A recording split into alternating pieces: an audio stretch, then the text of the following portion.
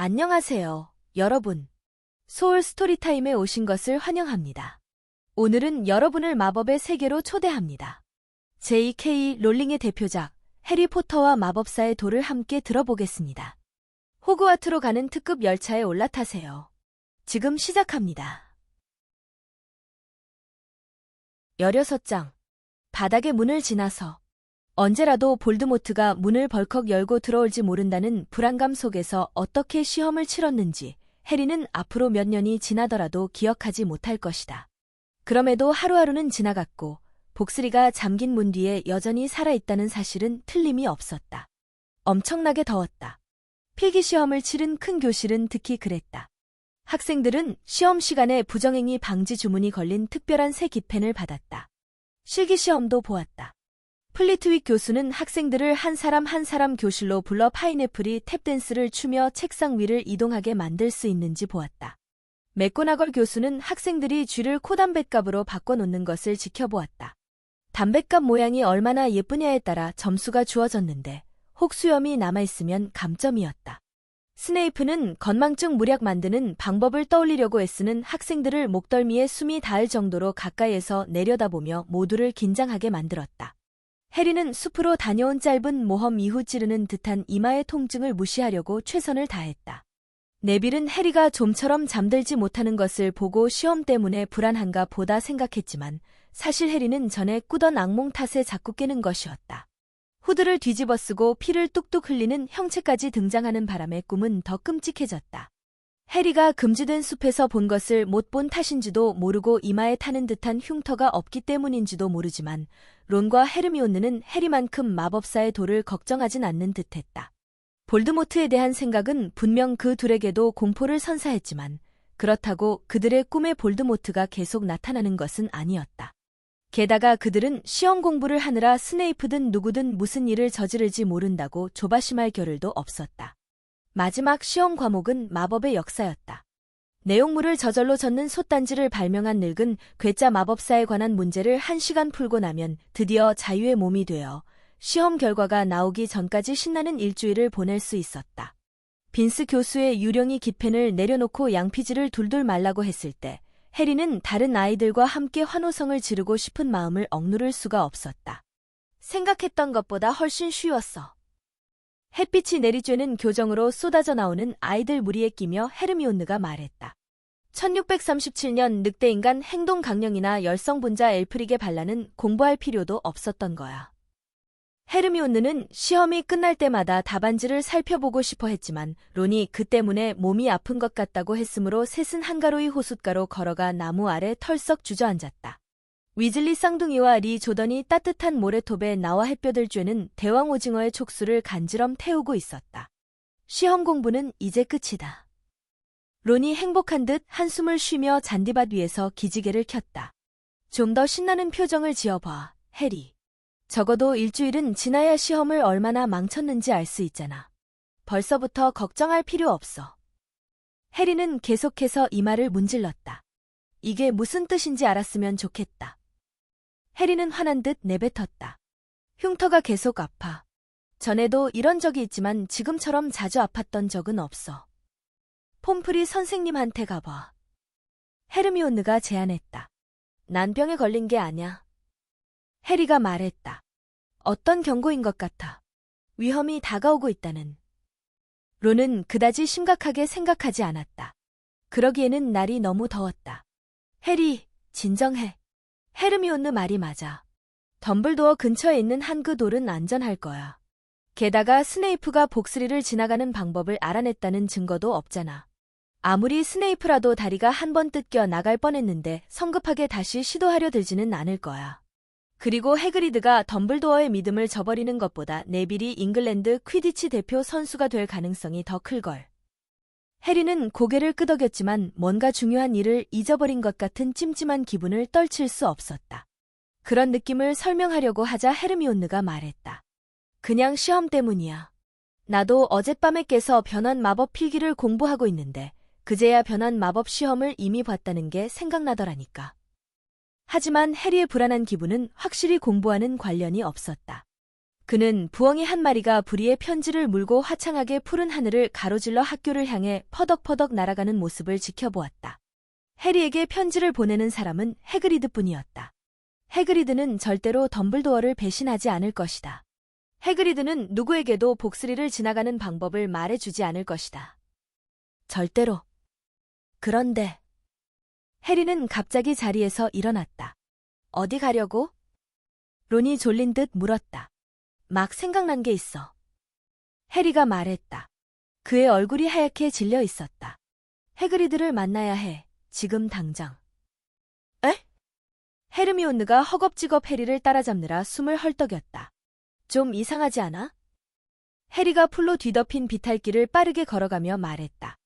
해그리드가 무엇보다도 갖고 싶어 하던 게 용인데 우연히 용의 알을 가진 어떤 낯선 사람이 나타났다. 마법사법을 어기고 용의 알을 갖고 돌아다니는 사람이 얼마나 되겠어? 아주 운이 좋지 않고서야 그런 사람이 우연히 해그리드를 만날 수는 없잖아. 안 그래? 전에는 왜 이 생각을 못했지? 도대체 무슨 소리야?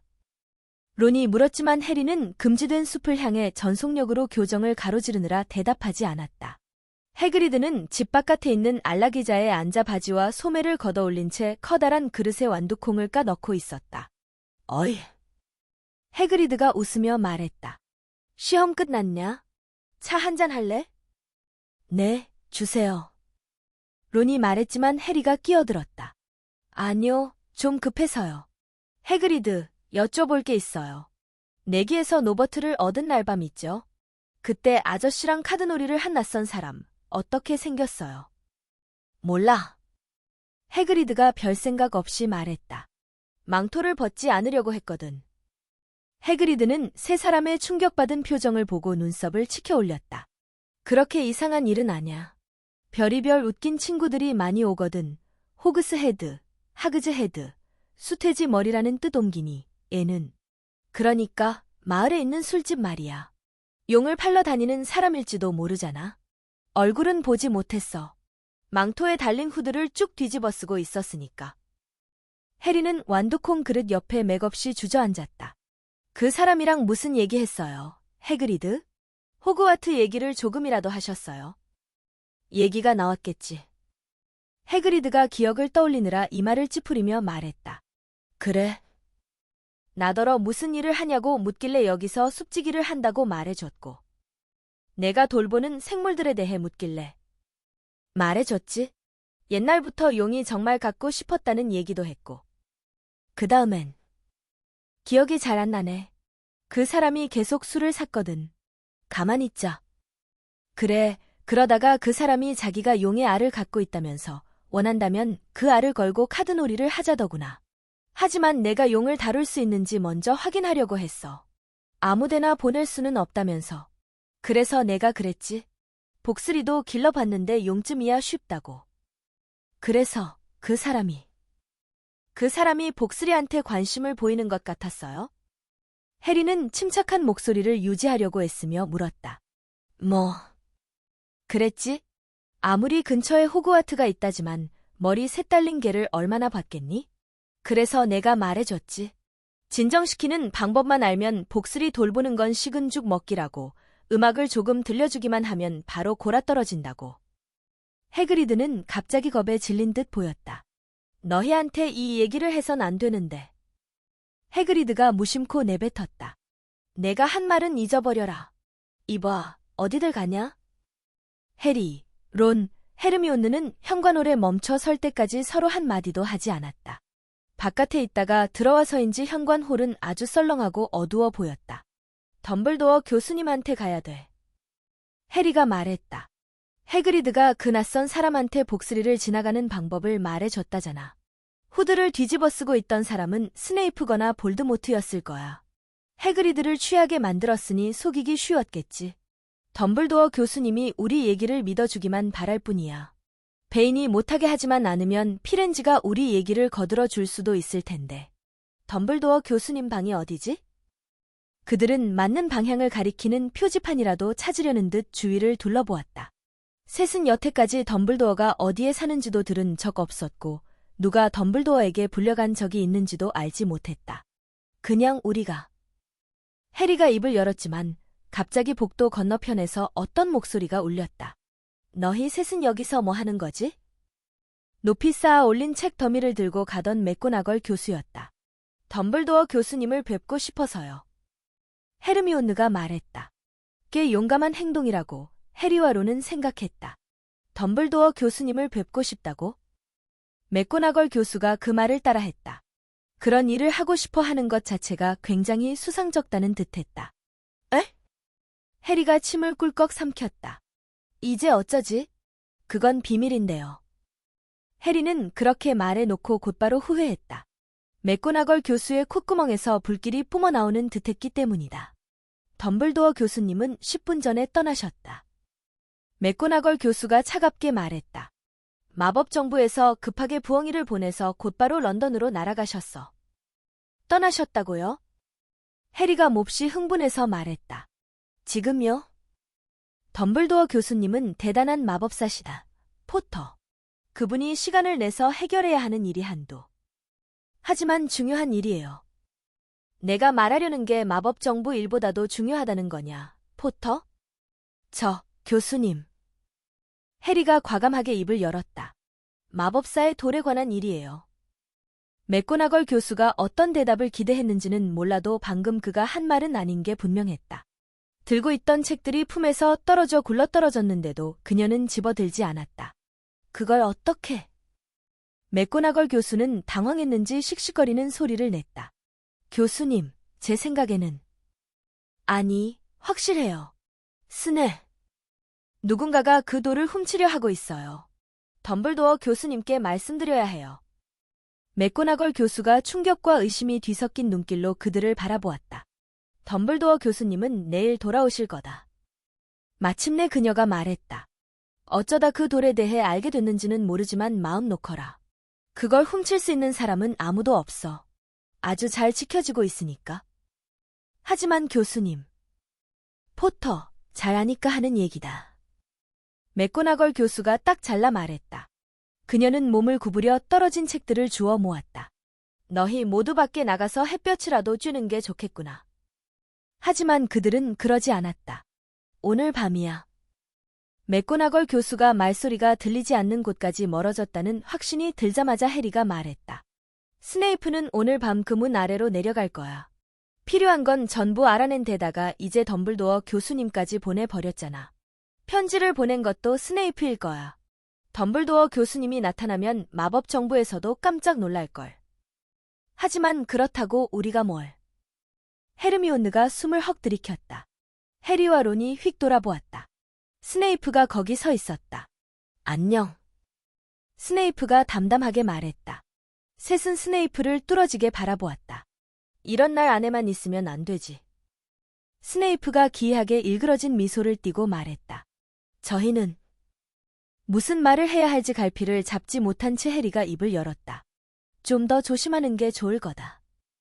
스네이프가 말했다. 이런 식으로 몰려다니면 다들 너희가 무슨 수작이라도 꾸미는 줄 알 테니까. 그리핀도르는 지금보다 더 점수가 깎일 여유가 없을 텐데. 해리는 얼굴을 붉혔다. 셋은 밖으로 나가려고 몸을 돌렸지만 스네이프가 그들을 다시 불러 세웠다. 경고했다. 포터. 더 이상 밤에 돌아다녔다간 내가 직접 나서서 널 퇴학시키고 말겠다. 잘 가라. 스네이프는 교무실이 있는 방향으로 성큼성큼 멀어져 갔다. 바깥의 돌계단 위에서 해리는 다른 두 사람을 돌아보았다. 그래, 이렇게 하면 돼. 해리가 다급하게 속삭였다. 우리 중 한 명은 스네이프를 감시해야 돼. 교무실 앞에서 지키고 있다가 스네이프가 나오면 뒤따라가는 거야. 헤르미온느, 내가 하는 게 좋겠다. 왜 나야? 뻔하잖아. 론이 말했다. 너는 플리트윅 교수님을 기다리는 척할 수 있으니까 그렇지. 론이 목소리 톤을 높였다. 아, 플리트윅 교수님, 너무 걱정돼서요. 14비번 문제를 틀린 것 같은데. 아, 닥쳐. 헤르미온느는 그렇게 말하면서도 자기가 가서 스네이프를 지켜보겠다고 했다. 우리는 4층 복도로 들어가는 문 앞에 있는 게 좋을 것 같아. 해리가 론에게 말했다. 가자. 하지만 그 계획은 실현되지 않았다. 복스리가 교내의 다른 곳으로 나오지 못하도록 막아둔 문에 다다르기 무섭게 맥고나걸 교수가 다시 나타난 것이다.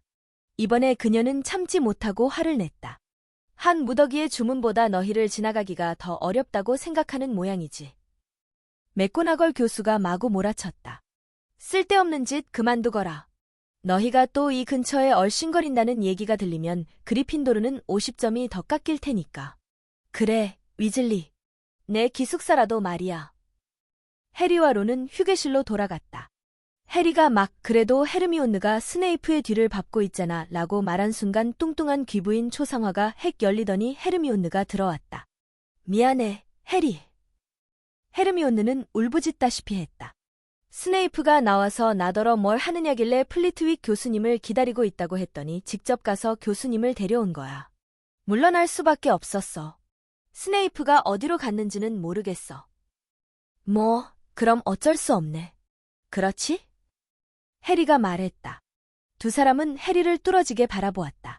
해리의 얼굴색은 창백했지만 두 눈은 반짝거리고 있었다. 난 오늘 밤 나가서 스네이프보다 먼저 돌을 손에 넣을 거야. 너 미쳤구나. 론이 말했다. 그럴 수는 없어. 헤르미온느가 말했다. 맥고나걸 교수님이랑 스네이프가 뭐라고 했니? 그러다 퇴학당할 거야. 그래서 뭐? 해리가 소리쳤다. 이해가 안 가? 스네이프가 그 돌을 손에 넣으면 볼드모트가 돌아올 거야. 볼드모트가 이 세상을 정복하려고 했을 때 무슨 일이 벌어졌는지 못 들었어? 퇴학이고 뭐고 아예 호그와트가 없어질 거야. 볼드모트가 학교를 박살내거나 아니면 어둠의 마법을 가르치는 학교로 바꿔놓겠지. 점수를 잃는 건 더 이상 중요하지 않다고. 모르겠어? 그리핀도르가 기숙사 우승컵을 차지하면 볼드모트가 너랑 너희 가족을 안 건드릴 것 같아? 그 돌을 손에 넣기 전에 들키면 뭐 더즐리네로 돌아가서 볼드모트가 날 찾아낼 때까지 기다려야겠지. 그래봤자 조금 늦게 죽는 것뿐이야. 난 절대 어둠의 편으로 넘어가지 않을 테니까. 나는 오늘 밤 그 문 아래로 내려갈 거야.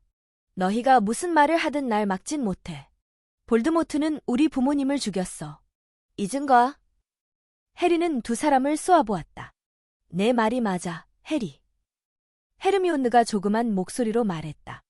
투명 망토를 쓸 거야. 해리가 말했다. 이걸 되찾아서 정말 다행이야. 그런데 우리 셋 다 쓸 수 있을까? 론이 말했다. 우리 셋 다? 아, 집어치워. 우리가 너 혼자 가게 둘 것 같아? 당연히 안 되지. 헤르미온느가 기운차게 말했다. 우리 없이 돌리는 데까지 어떻게 가려고? 가서 책이라도 훑어봐야겠다. 쓸만한 게 있을지도 모르니까. 하지만 잡히면 너희도 퇴학당하고 말 거야. 내가 끼면 아닐걸. 헤르미온느가 단호하게 말했다. 플리트윅 교수님이 살짝 말해주셨는데 내가 교수님 과목 시험 성취도를 100하고도 20%나 달성했대. 그런 학생을 쫓아낼 리 없잖아. 저녁 식사를 마친 뒤 세 사람은 휴게실에서 다른 아이들과 떨어져서 초조하게 앉아 있었다. 누구도 그들을 신경 쓰지 않았다. 어쨌든 그리핀도르 학생 중 해리에게 말을 거는 사람은 아무도 없었다. 그 때문에 속상하지 않은 건 오늘 밤이 처음이었다. 헤르미온느는 그들이 상대하고 깨뜨려야 할 마법에 관한 것이 하나라도 걸려들길 바라는 마음에 지금까지 해온 필기를 전부 훑어보고 있었다. 해리와 론은 별로 말을 하지 않았다. 둘 다 이제 곧 해야 할 일을 생각하고 있었다. 아이들이 하나둘 침실로 떠나자 휴게실은 천천히 비어갔다. 투명 망토를 가져와야겠다. 마지막으로 리 조던이 기지개를 켜고 하품을 하며 자리에서 일어나자 론이 중얼거렸다. 해리는 어두운 기숙사 침실로 달려 올라갔다. 투명 망토를 끄집어낸 그의 시선이 해그리드가 크리스마스 선물로 준 피리로 향했다. 해리는 피리를 챙겼다. 복스리를 재우려면 음악을 들려줘야 하는데 노래를 부르고 싶은 기분은 전혀 들지 않았기 때문이다. 해리는 다시 휴게실로 달려갔다. 여기서 걸치는 게 좋겠어. 우리 셋 다 가릴 수 있는지 확인해야지. 우리 중 한 사람이라도 발만 덩그러니 돌아다니다가 필치 눈에 띄면. 뭐 하는 거야? 휴게실 구석에서 어떤 목소리가 들려왔다. 네빌이 두꺼비 트레버를 꽉 쥔 채 안락의자 뒤에서 모습을 드러냈다. 트레버가 또 한 번 자유를 위한 탈출을 감행한 모양이었다. 아니야, 네빌. 아무것도. 해리가 투명 망토를 얼른 등 뒤로 숨기며 말했다. 네빌은 뭔가 찔리는 듯한 세 사람의 얼굴을 뚫어지게 바라보았다. 또 나가려는 거구나. 네빌이 말했다. 아냐, 아냐, 아냐. 헤르미온느가 말했다. 아냐, 안 나가. 자러 안 가니, 네빌? 해리는 문 옆에 있는 개종시계를 바라보았다. 더 이상 낭비할 시간이 없었다. 어쩌면 지금 이 순간 스네이프가 음악을 연주해서 복스리를 잠재우고 있을지 몰랐다. 나가면 안 돼. 네빌이 말했다. 너희는 또 붙잡힐 거야. 그리핀도르는 점수가 더 깎일 테고. 넌 몰라. 해리가 말했다. 이건 중요한 일이야. 하지만 네빌은 뭔가 절박한 사람처럼 마음을 단단히 먹은 게 틀림없었다. 내가 못 가게 막을 거야. 네빌이 재빨리 초상화 구멍을 막아서며 말했다. 내가 싸워서라도 막을 거야. 네빌. 론이 분통을 터뜨렸다. 저리 비켜. 멍청하게 굴지 말고. 나한테 멍청이라고 하지 마. 네빌이 말했다. 난 너희가 더 이상 규칙을 어겨서는 안 된다고 생각해. 그리고 사람들한테 맞서야 한다고 말한 건 바로 너잖아. 그래, 근데 우리한테 맞서라는 얘기는 아니었지. 론이 잔뜩 화가 나서 말했다. 네빌, 넌 지금 내가 무슨 짓을 하고 있는지 몰라. 론이 앞으로 한 발짝 내딛자 네빌은 두꺼비 트레버를 떨어뜨렸다. 트레버는 보이지 않는 곳으로 폴짝폴짝 뛰어가 버렸다. 그래, 그럼 어디 때려봐. 네빌이 두 주먹을 들어 올리며 말했다. 난 준비됐어. 해리가 헤르미온느에게 눈을 돌렸다. 뭐라도 좀 해봐. 해리가 절박하게 말했다. 헤르미온느가 앞으로 나섰다. 네빌. 헤르미온느가 말했다. 정말 진심으로 미안해. 헤르미온느는 지팡이를 들어 올렸다. 페트리피쿠스 토탈루스. 헤르미온느가 네빌을 가리키며 소리쳤다. 네빌의 두 팔이 양 옆구리에 딱 붙었다. 두 다리도 서로 달라붙었다. 네빌은 몸 전체가 딱딱하게 굳은 채 그 자리에서 휘청거리더니 널빤지처럼 뻣뻣해져서는 앞으로 넘어졌다. 헤르미온느가 달려가 네빌의 몸을 뒤집었다. 네빌은 턱이 딱 다물려 있었으므로 말을 할 수 없었다. 오직 겁에 질려 그들을 바라보는 두 눈만 움직일 뿐이었다. 뭘 한 거야? 해리가 목소리를 낮추고 물었다. 전신 묶기 저주야. 헤르미온느가 비참한 듯 말했다. 미안, 네빌. 정말 미안해. 어쩔 수 없었어, 네빌. 설명할 시간이 없어. 해리가 말했다. 나중에 알게 될 거야, 네빌. 그들이 네빌을 넘어가 투명 망토를 뒤집었었을 때 론이 말했다. 하지만 네빌을 꼼짝 못하게 바닥에 내버려 둔 건 그리 좋은 징조가 아니었다. 긴장되다 보니 온갖 조각상의 그림자가 필치처럼 보였고 멀찍이서 불어오는 바람의 숨결도 피브스가 휙 덮치는 소리로만 들렸다. 첫 번째 계단 아래 도착한 그들은 계단 꼭대기를 살금살금 돌아다니는 노리스 부인을 발견했다. 한 번만 걷어차 보자. 딱 한 번만. 론이 해리의 귀에 대고 속삭였지만 해리는 고개를 저었다. 조심스럽게 그 곁을 지날 때 노리스 부인은 등불 같은 두 눈을 그들 쪽으로 돌렸지만 아무런 행동도 하지 않았다. 셋은 4층으로 올라가는 계단에 도착할 때까지 누구와도 마주치지 않았다. 계단 중간에서 피브스가 사람들을 넘어뜨리려고 카페툴 헐겁게 만드느라 위아래로 흔들거리고 있었다. 거기 누구야? 그들이 다가가자 피브스가 갑자기 말했다. 그는 사악하고 검은 눈을 가늘게 떴다. 안 보이지만 거기 있는 거 알아. 본래 아라비아 신화에 나오는 식인 괴물이지만 해리포터 세계에서는 다락 또는 헛간에 살면서 벌레나 가축을 잡아먹으며 이따금 소음을 내는 조금 친근한 괴물로 나온다옴기니 이냐, 유령이냐, 애송이 학생 녀석이냐?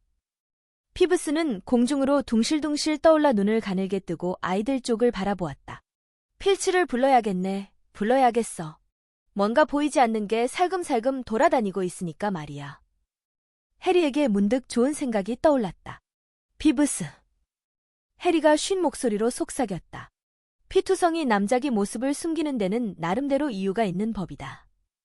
피브스는 깜짝 놀라 하마터면 공중에서 떨어질 뻔했다. 피브스는 간신히 자세를 바로잡고 계단에서 겨우 30cm쯤 떠서 맴돌았다. 정말 죄송합니다. 피가 흥건하신 남작나리. 피브스가 간드러지는 목소리로 말했다. 제 실수입니다. 제 실수요. 나리를 알아뵙질 못했습니다. 당연히 못 알아뵀지요. 나리께서 눈에 보이지 않으시니까요. 부디 이 피브스 놈의 가벼운 장난을 용서해 주세요. 나는 여기에서 할 일이 있다. 피브스. 해리가 꺽꺽거리며 말을 이었다. 오늘 밤에는 이 근처에 오지 말라. 그러겠습니다. 나리. 분부대로 합지요. 피브스가 공중으로 다시 날아오르며 말했다. 하시려는 일 모두 이루시길 바랍니다. 나리. 이놈은 방해하지 않겠습니다.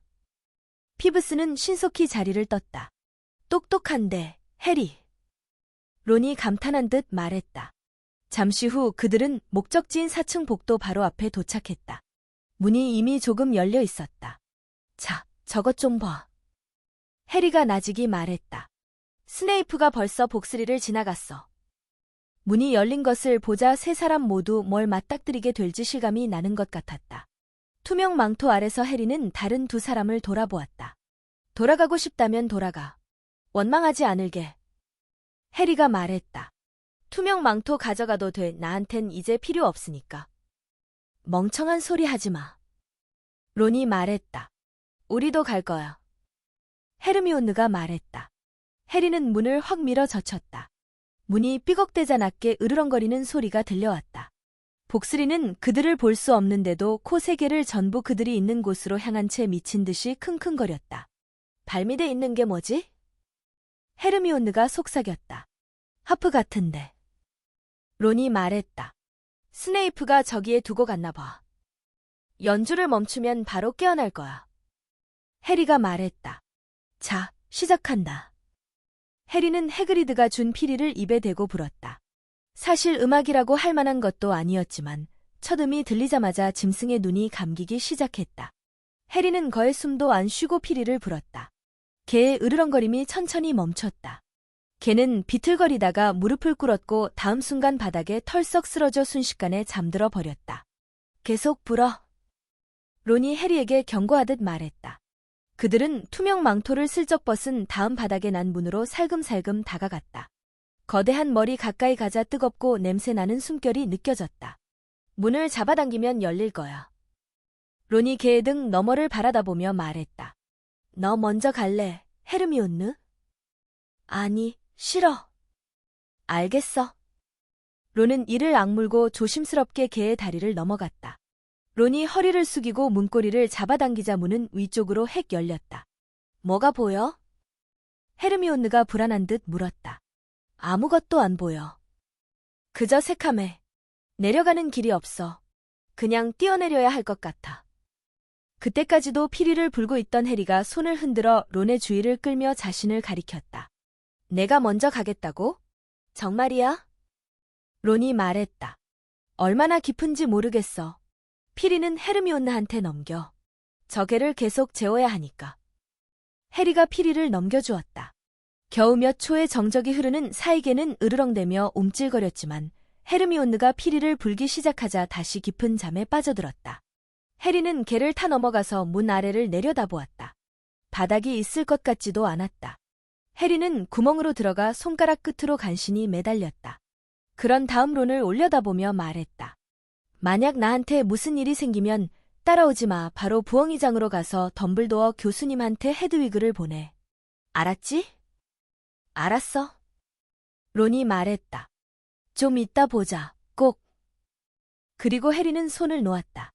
차갑고 축축한 공기를 뚫고 해리는 아래로 떨어져 내렸다. 털썩. 희한하게도 희미한 쿵 소리와 함께 해리는 뭔가 부드러운 것 위에 내려앉았다. 아직 눈이 어둠에 익숙해지지 않았으므로 해리는 똑바로 앉아 주위를 더듬거렸다. 꼭 어떤 식물 비슷한 것 위에 앉아있는 것 같았다. 괜찮아. 해리는 우표 크기의 빛 조각처럼 보이는 열린 문을 향해 소리쳤다. 바닥이 푹신푹신해. 뛰어내려도 돼. 론이 곧바로 따라왔다. 그는 팔다리를 뻗은 채 해리 옆에 떨어졌다. 이건 뭐야? 론이 처음으로 한 말이었다. 몰라. 무슨 식물 같은데. 떨어질 때 충격을 막으려고 여기에 둔 것 같아. 빨리 와, 헤르미온느. 멀리서 들리던 음악 소리가 멈췄다. 개 짖는 소리가 요란하게 들려왔지만 헤르미온느는 이미 뛰어내린 뒤였다. 헤르미온느는 해리의 맞은편에 떨어졌다. 학교에서 몇 킬로미터는 내려왔나 봐. 헤르미온느가 말했다. 이런 식물이 여기 있어서 다행이다. 정말. 론이 말했다. 다행이라고. 헤르미온느가 새된 비명을 질렀다. 너희 둘 다 몸을 좀 봐. 헤르미온느가 벌떡 일어나더니 기를 쓰고 축축한 벽으로 향했다. 떨어진 순간 그 식물이 뱀 같은 덩굴손으로 헤르미온느의 발목을 휘감기 시작했던 것이다. 해리와 론은 눈치챌 새도 없이 이미 다리가 기다란 덩굴로 꽉 묶여버렸다. 헤르미온느는 식물에게 꼼짝없이 붙잡히기 직전에야 간신히 풀려났다. 그녀는 이제 겁에 질린 눈으로 두 소년이 그 식물에게서 벗어나려고 발버둥치는 모습을 지켜보고 있었다. 하지만 해리와 론이 저항할수록 식물은 더 단단하고 더 빠르게 그들을 휘감았다. 움직이지 마. 헤르미온느가 소리쳤다. 나 이거 뭔지 알아. 악마의 덫이야. 아, 그래. 이 식물의 이름을 알게 돼서 정말로 기쁘다. 엄청나게 도움이 되네. 론이 몸을 뒤로 젖힌 채 목을 휘감으려는 식물을 막으려고 애쓰며 씩씩거렸다. 조용히 좀 해. 없애는 방법을 떠올리려는 중이니까. 헤르미온느가 말했다. 그럼 좀 서둘러 줘. 숨을 못 쉬겠거든. 해리가 가슴을 휘감은 식물과 몸싸움을 하며 헐떡거렸다. 악마의 덫, 악마의 덫. 스프라우트 교수님이 뭐라고 했더라. 어둡고 습한 곳을 좋아하고. 그럼 불을 피워. 해리가 숨막히는 듯 소리쳤다. 그래. 당연히 불을 피워야지. 근데 장작이 없잖아. 헤르미온느가 양손을 꽉 맞잡고 소리쳤다. 너 정신 나갔냐? 론이 소리쳤다. 내가 마법사 아니면 뭔데? 아, 맞다. 헤르미온느가 지팡이를 해건에 휘두르며 무언가를 중얼거리자 스네이프에게 썼던 것과 같은 푸른색 불꽃이 식물을 향해 튀어나갔다. 잠시 후 두 소녀는 식물이 빛과 온기를 피해 움츠러들면서 덩굴손이 느슨하게 풀어지는 것을 느꼈다. 악마의 덫이 꿈지럭거리고 마구 몸을 비틀며 저절로 떨어진 뒤에야 해리와 론은 풀려날 수 있었다. 내가 약초학 수업을 잘 들어둬서 다행이다. 헤르미온느.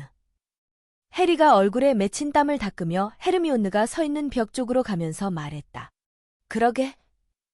론이 말했다. 그리고 위기 상황에서 해리가 제정신을 지킨 것도 다행이고. 장작이 없잖아라니, 진짜 무슨. 이쪽이야. 해리가 돌로 된 통로를 가리켰다. 앞으로 나아가는 유일한 길이었다. 세 사람이 내는 발소리를 빼면 물방울이 벽을 타고 부드럽게 똑똑 흐르는 소리만 들려올 뿐이었다. 통로는 밑으로 경사져 있었다. 해리는 그린고츠를 떠올렸다. 심장이 불쾌하게 철렁하면서 용들이 마법사 은행의 금고를 지키고 있다는 얘기가 떠올랐다. 용, 그것도 다 자란 용을 만나기라도 하면. 노버트만 해도 충분히 힘들었는데. 무슨 소리 안 들려? 론이 속삭였다. 해리는 귀를 기울였다. 머리 위에서 뭔가 부드럽게 바스락거리고 딸랑거리는 소리가 들려오는 것 같았다. 유령일까? 모르겠어. 날갯짓하는 소리 같은데. 앞에 불빛이 있어. 뭐가 움직이는 게 보인다. 그들이 통로 끝에 다다르자 찬란하게 불이 밝혀진 방이 나타났다. 그 방의 천장은 머리 위 저 높은 곳에서 아치를 이루고 있었다. 방에는 보석처럼 빛나는 작은 새들이 가득했고 새들은 온 방 안을 파닥거리고 날아다니며 공중제비를 돌고 있었다. 맞은편에는 육중한 나무 문이 있었다. 우리가 지나가면 저 새들이 공격할까? 론이 물었다. 그럴지도 몰라. 해리가 말했다. 그렇게 사나워 보이지는 않지만 한꺼번에 달려들면. 뭐 어쩔 수 없지. 난 뛰어갈게. 해리는 심호흡을 한 다음 양팔로 얼굴을 가리고 전속력으로 방을 가로질렀다. 뾰족한 부리와 발톱이 당장에라도 자신을 쥐어뜯을 거라고 생각했지만 아무 일도 일어나지 않았다. 해리는 아무런 상처도 입지 않고 문에 도착했다. 손잡이를 당겼지만 문은 잠겨 있었다. 론과 헤르미온느도 해리를 따라왔다. 그들이 아무리 당기고 밀어도 문은 꼼짝도 하지 않았다. 헤르미온느가 알로호모라를 걸어도 마찬가지였다. 이제 어쩌지? 론이 물었다. 이 새들 말이야. 그냥 장식용으로 여기 있을 리는 없잖아. 헤르미온느가 말했다. 셋은 새들을 바라보았다. 머리 위를 날아다니며 반짝거리는 반짝거리는? 저건 새가 아니야. 해리가 돌연 소리쳤다. 저건 열쇠야. 날개 달린 열쇠 말이야. 자세히 봐. 그렇다는 얘기는. 해리는 론과 헤르미온느가 눈을 가늘게 뜨고 열쇠 무리를 바라보는 동안 방을 둘러보았다. 그래, 저것 봐. 빗자루야. 저 문을 여는 열쇠를 잡아야 해. 하지만 열쇠가 수백 개는 되잖아. 론은 문에 달린 자물쇠를 자세히 살폈다. 우리가 찾아야 하는 건 커다란 구식 열쇠야. 어쩌면 이 문손잡이처럼 은으로 되어 있을지도 몰라. 그들은 각자 빗자루를 하나씩 붙잡은 다음 땅을 박차고 날아올라 열쇠 무더기 한가운데로 뛰어들었다. 마구 움켜쥐고 낚아챘지만 마법에 걸린 열쇠들이 쏜살같이 날아가고 급강하하는 바람에 하나를 잡는 것도 거의 불가능했다. 하지만 해리가 100년 만에 최연소 수색꾼이 된 데는 다 이유가 있었다. 그는 다른 사람들의 눈에 띄지 않는 것을 빠르게 찾아내는 재주를 갖고 있었다. 무지개색 깃털의 소용돌이를 1분 정도 누비고 다닌 끝에 해리는 커다란 은빛 열쇠를 발견했다. 누군가가 벌써 잡아서 열쇠 구멍에 거칠게 쑤셔 넣었던 듯 날개가 구부러져 있었다. 저거다. 해리가 두 사람에게 소리쳤다. 저기 큰 거. 저기. 아니, 거기 말고. 밝은 파란색 날개 달린 것 말이야. 깃털이 온통 한쪽으로 쏠려 있는 것. 론은 해리가 가리키는 방향으로 속도를 냈다가 천장에 부딪히는 바람에 하마터면 빗자루에서 떨어질 뻔했다. 포위하면서 접근해야 돼. 해리가 날개를 닫힌 열쇠에서 시선을 떼지 않고 소리쳤다. 론, 너는 위에서 내려와. 헤르미온느, 아래쪽에서 열쇠가 밑으로 도망가지 못하게 해. 내가 잡아볼게. 좋아, 지금이야. 론은 급강하했고 헤르미온느는 빠르게 솟구쳤다.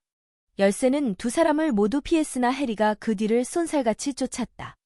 열쇠가 벽을 향해 속력을 내자 해리는 몸을 앞으로 기울이더니 와작하는 듣기 싫은 소리와 함께 한 손으로 열쇠를 꼼짝 못하게 돌벽에 짓눌렀다.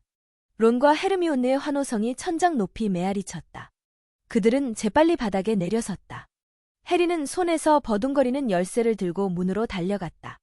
열쇠를 자물쇠에 꽂아 넣고 힘을 주자 금방 돌아갔다. 자물쇠가 딸까닥 열리고 열쇠는 다시 날아올랐다. 두 번이나 잡힌 지금 열쇠는 매우 지쳐 보였다. 준비됐지? 해리가 문고리에 손을 올린 채 헤르미온느와 론에게 물었다. 그들은 고개를 끄덕였다. 해리는 문을 잡아당겼다. 다음 방은 너무 어두워서 아무것도 보이지 않았다. 하지만 안으로 들어서자 갑자기 빛이 쏟아져 들어와 방을 채우더니 놀라운 광경이 드러났다. 그들은 거대한 체스판 가장자리, 검은색 체스말 뒤에 서 있었다. 체스말들은 하나같이 그들보다 키가 컸고 검은색 돌 같은 것을 깎아 만들어져 있었다.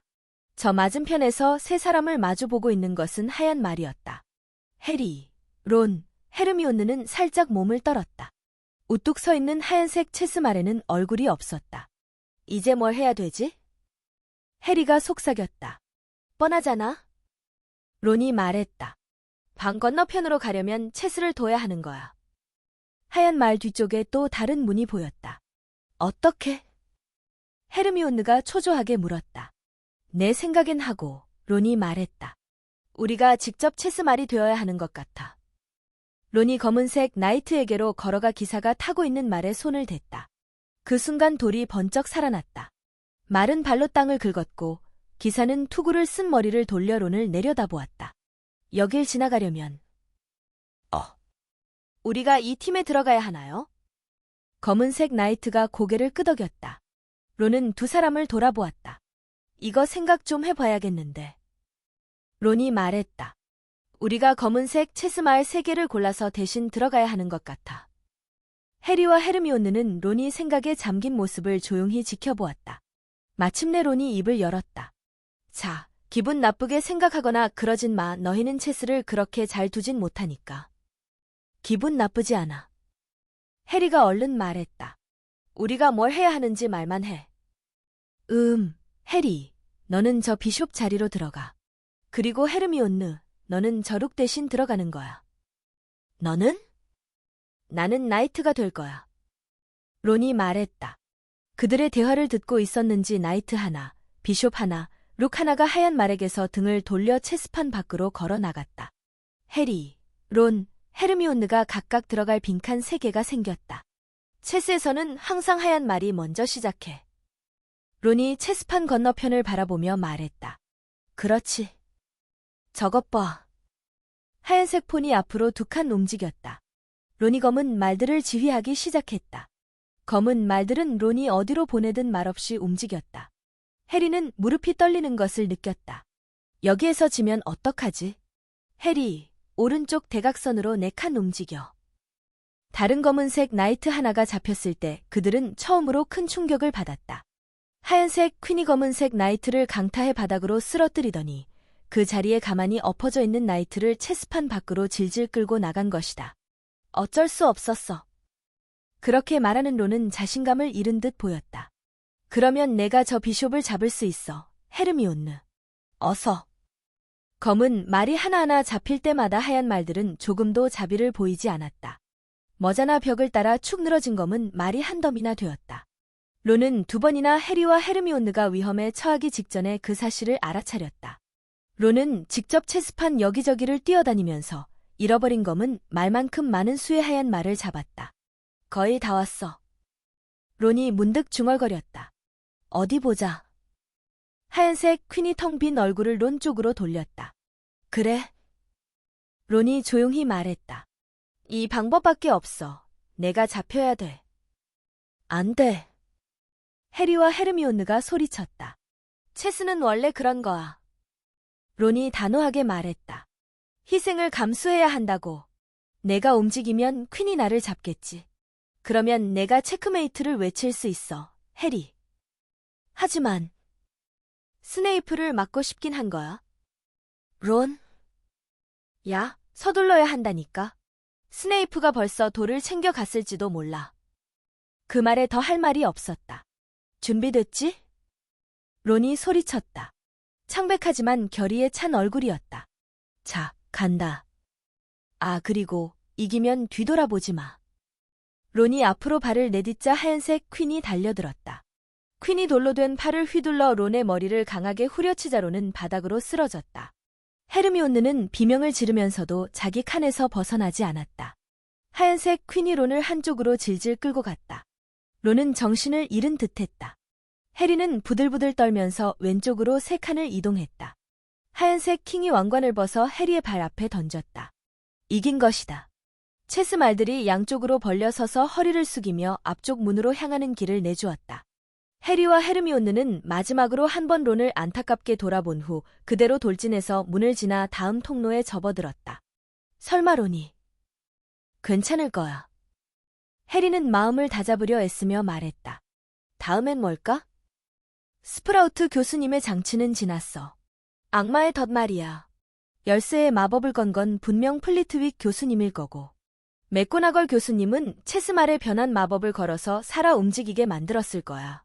그러면 퀴럴 교수님의 주문이랑 스네이프 것만 남는데. 둘은 또 다른 문에 도착했다. 괜찮아? 해리가 속삭였다. 열어? 해리가 문을 열었다. 역겨운 냄새가 훅 끼치자 그들은 로브 자락을 들어 올려 코를 막았다. 그들은 눈물이 고인 눈으로 전에 맞붙었던 것보다 훨씬 큰 트롤이 머리에 피투성이 혹을 달고 앞에 쓰러져 있는 것을 보았다. 저놈이랑 싸우지 않아도 돼서 다행이다. 해리가 트롤의 거대한 한쪽 다리를 조심스레 넘어가면서 속삭였다. 빨리 가자. 숨을 못 쉬겠어. 해리는 다음 문을 열었다. 이번엔 또 뭐가 나올지 둘 다 감히 쳐다보지 못했다. 하지만 무서운 건 전혀 없었고 서로 다른 모양의 유리병 7개가 탁자에 나란히 놓여 있을 뿐이었다. 스네이프가. 해리가 말했다. 뭘 해야 하지? 해리와 헤르미온느가 안으로 들어서자마자 문간에서 불길이 치솟았다. 그것은 평범한 불이 아니었다. 보라색이었던 것이다. 동시에 앞으로 이어지는 문간에서도 검은 화염이 치솟았다. 그들은 갇히고 말았다. 와! 헤르미온느가 유리병 옆에 놓여있는 종이 두루마리를 잡아챘다. 해리는 헤르미온느의 어깨 너머로 그것을 읽었다. 헤르미온느가 크게 한숨을 내쉬더니 살며시 미소를 머금었다. 해리는 그 모습을 보고 깜짝 놀랐다. 이런 상황에서 웃을 수 있다니 해리는 결코 할 수 없는 행동이었다. 멋진데. 헤르미온느가 말했다. 이건 마법이 아니라 논리야. 퍼즐 말이야. 위대한 마법사 중에도 논리 한 토막 모르는 사람이 꽤 많아. 그 사람들은 여기에 영영 갇히고 말았을 거야. 근데 우리도 그렇게 되는 거 아냐? 당연히 아니지. 헤르미온느가 말했다.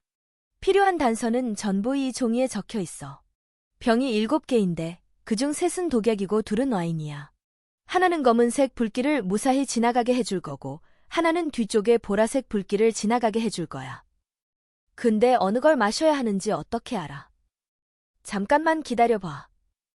헤르미온느는 종이를 몇 번이고 다시 읽더니 줄지어 선 유리병 앞을 왔다 갔다 하기도 하고 혼자 무언가 중얼거리면서 손으로 병들을 가리키기도 했다.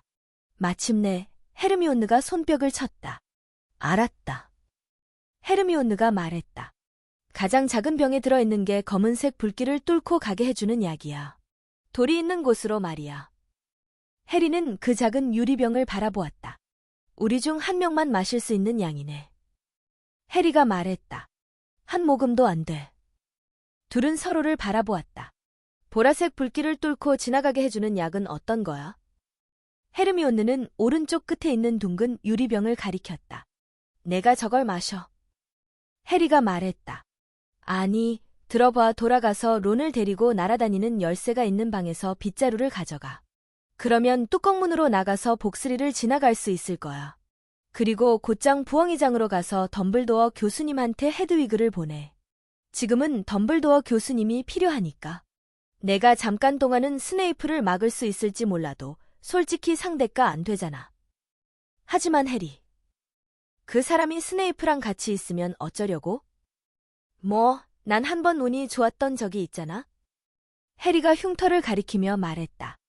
또 운이 좋을 수도 있지. 헤르미온느의 입술이 파들파들 떨렸다. 그녀가 갑자기 달려들어 해리를 양팔로 꽉 끌어안았다. 헤르미온느. 해리. 넌 정말 훌륭한 마법사야. 너만큼은 아냐. 헤르미온느가 놓아주자 해리는 매우 당황해서 말했다. 내가? 헤르미온느가 말했다. 그깟 책이 다 뭐라고. 좀 똑똑한 게 뭐. 훨씬 중요한 것들이 있잖아. 우정과 용기와. 해리, 조심해야 해. 너 먼저 마셔. 해리가 말했다. 뭐가 뭔지 확실히 알잖아. 안 그래? 당연하지. 헤르미온느는 그렇게 말하고 맨 끝에 있는 둥근 유리병에 들어있는 약을 마시더니 몸서리를 쳤다. 독은 아니지? 해리가 걱정스럽게 물었다. 아냐. 근데 얼음처럼 차. 빨리. 어서 가. 약효가 떨어지기 전에. 행운을 빌어. 몸 조심하고. 가. 헤르미온느는 몸을 돌려 보라색 불길 너머로 곧장 나아갔다. 해리는 심호흡을 한 뒤 가장 작은 병을 집어들고 몸을 돌려 검은 불길을 마주 보았다. 자, 간다.